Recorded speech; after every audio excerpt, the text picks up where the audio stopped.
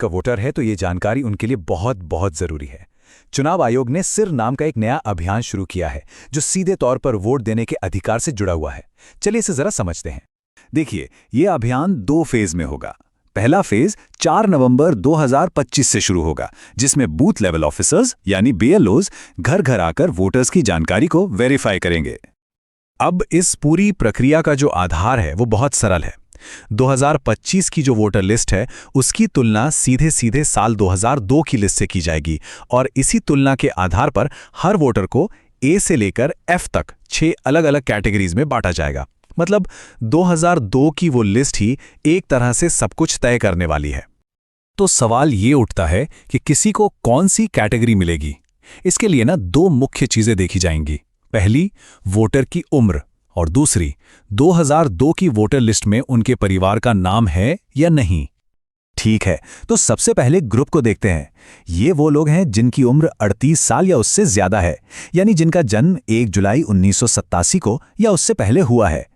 अगर उनका नाम 2002 की लिस्ट में मिल जाता है तो उन्हें रखा जाएगा कैटेगरी ए में, और अगर नाम नहीं मिलता तो उन्हें डाल दिया जाएगा कैटेगरी बी में। एकदम सीधा सा हिसाब है। अच्छा, अब आते हैं दूसरे एज ग्रुप पर। यह है 22 से 38 साल के वोटर्स, जिनका जन्म 2 जुलाई 1987 से 2 दिसंबर 2004 के बीच हुआ है। अगर इनके माता या पिता दोनों में से किसी एक का भी नाम 2002 की सूची में है तो उन्हें मिलेगी कैटेगरी सी। लेकिन अगर माता पिता दोनों में से किसी का भी नाम उस लिस्ट में नहीं है तो फिर उन्हें कैटेगरी डी में रखा जाएगा। और आखिर में बात करते हैं सबसे यंग वोटर्स की, यानी 18 से 21 साल के वोटर्स की। यहां पर नियम थोड़े और सख्त हैं। इन्हें कैटेगरी ई में आने के लिए माता और पिता दोनों का नाम 2002 की लिस्ट में होना जरूरी है। अगर एक का भी नाम नहीं मिला तो उन्हें सीधे कैटेगरी एफ में डाल दिया जाएगा। तो ये जो A B C D categories हैं, इनका आखिर मतलब क्या है? इसका जवाब मिलता है हमें दूसरे फेज में।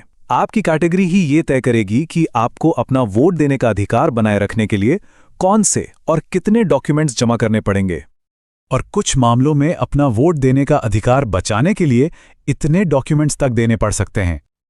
चलिए इस टेबल को जरा ध्यान से समझते हैं। अगर कोई कैटेगरी ए में है तो बहुत बढ़िया, उन्हें कोई प्रूफ नहीं देना होगा।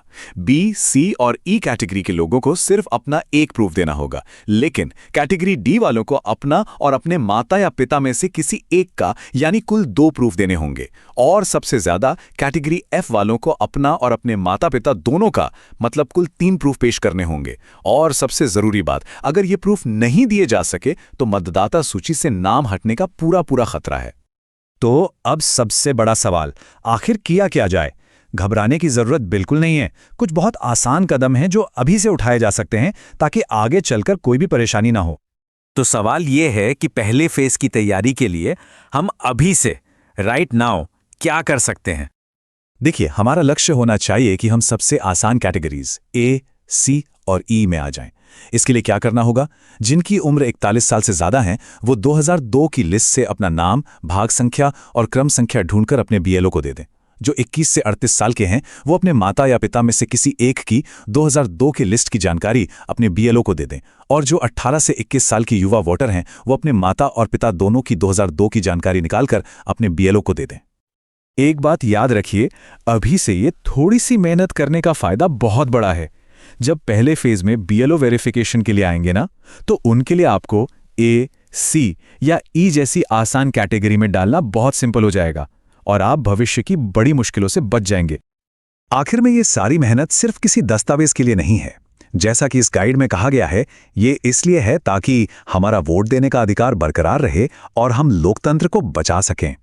तो जागरूक रहिए, अपनी जानकारी तैयार रखिए और इस जरूरी संदेश को दूसरों तक भी जरूर पहुंचाइए।